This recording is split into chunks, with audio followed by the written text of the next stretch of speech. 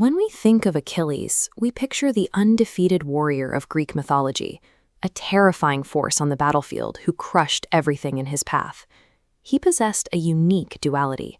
Born to a mortal king, Peleus, and a sea goddess, Thetis, he bridged the gap between fragile human life and divine power. Because of that divine bloodline, pop culture remembers him through one famous concept, the Achilles heel, representing physical invulnerability with one fatal flaw. But read Homer's original epic, the Iliad, and you won't find a single mention of his heel.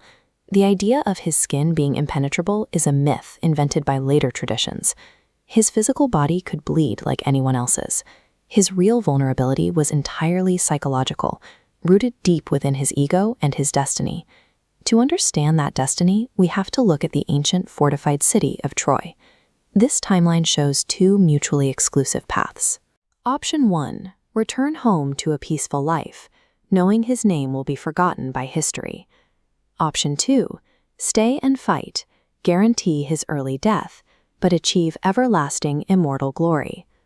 By standing on the Trojan battlefield, Achilles has already accepted his own premature death. That acceptance makes him incredibly volatile and dangerously obsessed with securing his legacy. Because of that obsession with legacy, the greatest threat to the Greek army actually comes from within their own camp. A bitter dispute over honor and authority erupts between Achilles and Agamemnon, the Greek supreme commander. Feeling deeply disrespected by his commander, Achilles makes a drastic retaliation.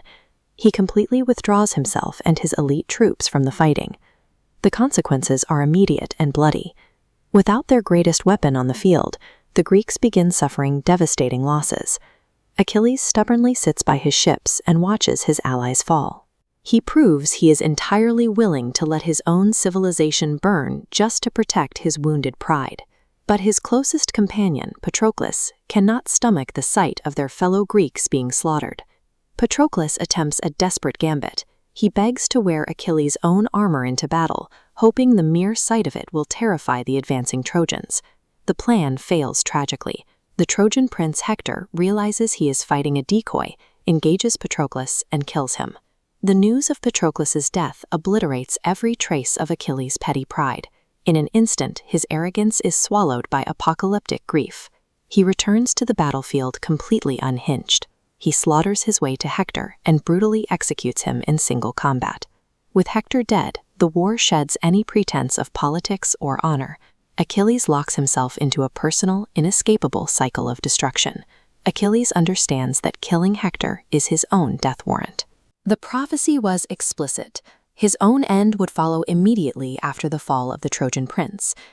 In this moment, he chooses a few days of vengeance over a lifetime of peace. Homer presents a psychological anatomy of anger, the bond of friendship, and the corrosive price of revenge. Achilles achieved exactly what he set out to do. His name has lived on in glory for thousands of years. Which leaves us with one question. If the world offered you eternal greatness, but the price was your life and the people you love, would you take the deal?